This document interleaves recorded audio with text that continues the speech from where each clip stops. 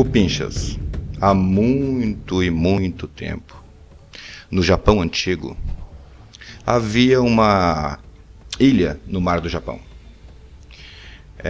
Esta lenda, ela provém da província de Aichi, e teria sido nas proximidades da costa de Aichi que teria ocorrido isso.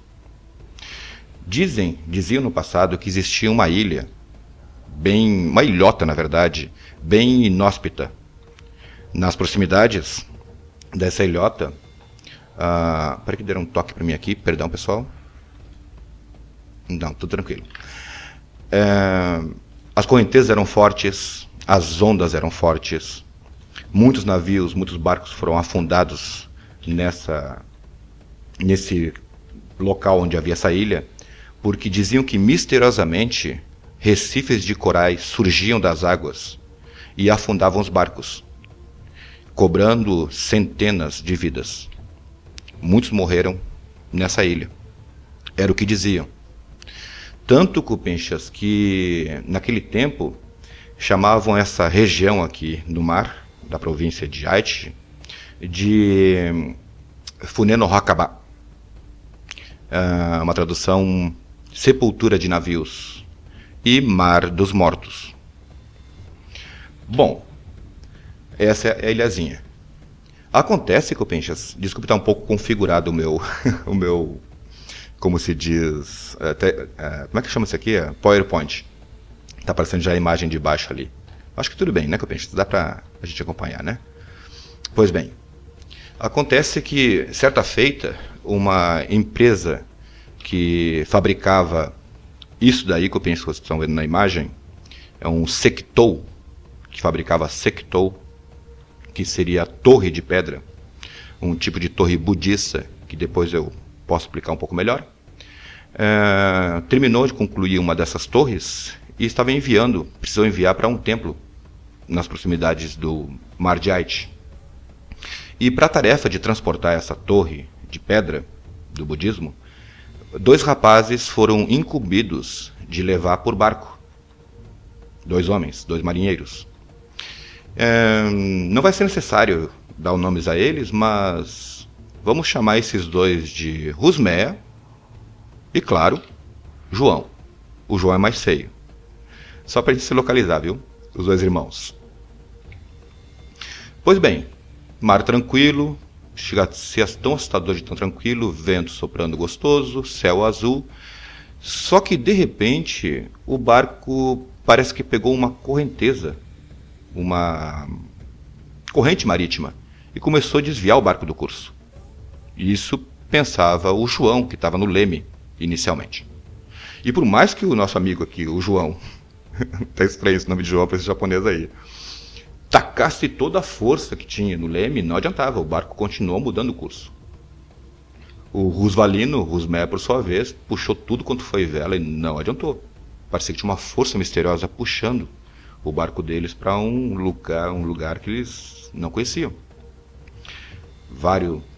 Depois que eles tentaram o que puderam, esse barco saiu quase que à deriva e acabou numa área com nevoeiro. Os 2 mortos de cansado logo reconheceram que lugar que era. Isso mesmo, Cupinchas. Era o Mar dos Mortos. A sepultura dos navios, a sepultura dos barcos. Eis que os 2 ficaram assombrados e com muito medo, porque sabiam que aquele lugar era muito perigoso. Era quase certeza que algo de ruim ia acontecer com eles. Pois bem, enquanto eles estavam se aproximando dessa ilha, ainda sendo puxados por aquela correnteza, misteriosamente, essa torre de pedra, que deveria pesar centenas ou talvez até 1 tonelada, se soltou das cordas, como se uma força invisível tivesse cortado as cordas e jogado essa torre de pedra no mar. No momento que isso aconteceu, o barco se desequilibrou, emborcou, e isso mesmo, Cupinchas, João e Rusmeia foram lançados ao mar junto com a torre de pedra. O barco emborcou e, por sua vez, afundou. Nossos 2 amigos, desesperados, nadaram até a superfície. E, na superfície, eles começaram a nadar em direção à ilha, que era o único abrigo que eles tinham naquele momento. Só que, quando se aproximaram, eles perceberam que no alto da ilha haviam o que eles acharam inicialmente ser pessoas lá no alto. Só que quanto mais se aproximavam, mais eles perceberam que aquilo não eram exatamente pessoas. Aquilo era um grupo de espectros. Em outras palavras, fantasmas. E eles acenavam para esses dois marinheiros para que se aproximassem, que chegassem. Olha só a cara dos espectros, Copinchas. Naturalmente, né, Copinchas, que João e Rusmeia tomaram um escagaço. E escagaceados, trataram logo de nadar para longe daquilo ali, enquanto que sombras tentavam puxar eles para a ilha. Pois bem, esses dois nadaram como se não houvesse amanhã. Nadaram muito, muito, muito mesmo. A sorte que eles não estavam tão longe da costa. E chegaram de volta à terra deles, ali na costa de Haiti, onde foram encontrados por outros marinheiros e foram salvos, com a vida por um fio. Eles passaram 3 dias com febre alta, gemendo e delirando de febre, até que finalmente melhoraram de saúde e, bem, melhoraram de saúde e tentaram voltar às suas atividades. Enquanto isso, Copinchas, o barco que havia afundado naquela ilhota, naquela Ilha dos Mortos, misteriosamente apareceu no porto. Meio rasgado, meio arranhado, meio detonado, com cracas, mas ainda navegável. Bom, nossos 2 amigos passaram um bom tempo com medo de voltar para o mar. Afinal, depois de uma experiência dessas, né? E eles conversaram com as pessoas, contaram o relato deles. E a maior preocupação era o que fazer dali em diante, já que eles só sabiam fazer isso, ser marinheiros. Uma hora, Copinchas, a fome apertou, e eles sabiam que se eles não voltassem a navegar, morreriam de fome. E naturalmente foi o que fizeram. Vela cheia, mar calmo, João no leme, Rusmeia lá na frente, voltaram a navegar transportando cargas. Só que dessa vez eles estavam bem mais espertos e decidiram que por mais que demorasse, eles deveriam sempre navegar próximo da costa, nunca em mar aberto. E assim decidiram começar a transportar cargas, ali pela região. Nesta primeira missão, Copinchas, eis que novamente uma força misteriosa tomou o leme do barco deles. E começou a calmamente, inicialmente, a arrastar o navio, e depois mais veloz, até que, novamente, eles foram parar num nevoeiro. Rusmeia e João, um em cada lado do barco, começaram a rezar, começaram a soltar as preces, Yamudamudabu, desesperados, loucos de medo. E isso mesmo, Copinchas, acabaram justamente naquele mesmo lugar de antes. Só que havia uma pequena diferença. Nossos 2 amigos, o Rusmeia, principalmente, ele foi o primeiro a perceber isso, foi o primeiro a se levantar, e depois o João, perceberam que havia uma coisa extraordinária no topo da ilha. Olha a cara do João, Copinchas. Isso mesmo, Copinchas. Lembram daquela torre de pedra que eu disse que pesavam centenas ou talvez até 1 tonelada, que havia caído no mar? Pois é. Estava no topo da ilha, Copinchas. Lá no alto. Mistério, né? E olha só, até parece um OVNI aqui, ó. Não é um OVNI, Copinchas, aqui é uma falha no desenho, viu? Bom, isso era uma coisa extraordinária, já que aquilo foi parar no fundo do mar. Como que estava no alto daquela ilha? Olha lá, a torrezinha de pedra. Nossos 2 amigos ficaram assombrados e entabularam uma conversa um com o outro. Como que foi parar lá em cima? Não chegaram a conclusão nenhuma. Mas por quê? Foi aí que o João respondeu para o irmão dele, para o amigo dele, irmão dele. Eu acho que os mortos estão querendo ir para a luz. Eu acho que os mortos estão querendo ir para aquele mundo, sair desse plano, e para isso carregaram de alguma forma essa torre de pedra lá para o alto. Uma tentativa de tentar ir para o outro mundo, de ir para o céu. Os 2 voltaram para sua terra natal e contaram a história e contrataram, certo, as pessoas e o ritual adequado para fazer o jobutsu dessas almas, ao incenso queimando. Levaram um monge até a ilha, que fez as devidas orações e os devidos cuidados fúnebres, e fizeram uma oferenda.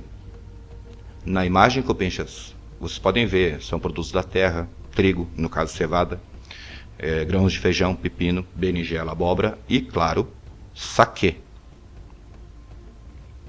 O destilado de arroz. O destilado não, o vinho de arroz. Só que aqui na imagem não aparece. Ainda foram mais coisas, como manju, bolinho de arroz, de farinha de arroz, recheados com algum doce, geralmente feito com feijão branco. E lá ofereceram. E tanto os nossos dois amigos, quanto muitos marinheiros da vila, também prestaram suas devidas condolências, devidas homenagens nessa cerimônia.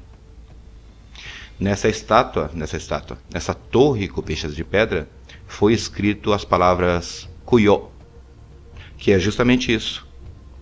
Não exatamente enlutamento, mas o ato de reverenciar, o ato de fazer oferendas, de acender incensos, enfim, de prestar homenagens às almas dos mortos. Kuyo. Mais um detalhe, Copinchas. Geralmente essa torre, esse tipo de torre de pedra, não se usa com muita frequência para esse tipo de situação. Para enlutamento ou para esconjuro, exorcismo ou de guia para as almas ao outro mundo. Mas era o que havia naquele momento. Se usa, só que não com tanta frequência. Daqui a pouco eu explico um pouquinho melhor, um pouquinho mais sobre essas torres do budismo. Pois bem, Copinchas, a partir desse dia, misteriosamente, os recifes de corais que surgiam misteriosamente conforme se movia a maré, desapareceram daquele mar, restando só a ilha com aquela torre no alto, aquela torre de pedra no alto. E o mar na região ficou navegável. Olha lá. Esse é o fim dessa história, Copinchas. Só que, curiosamente, Copinchas, eu andei procurando na internet japonesa sobre a ilha Hotoke, a Hotoke-jima, que dá nome a essa lenda.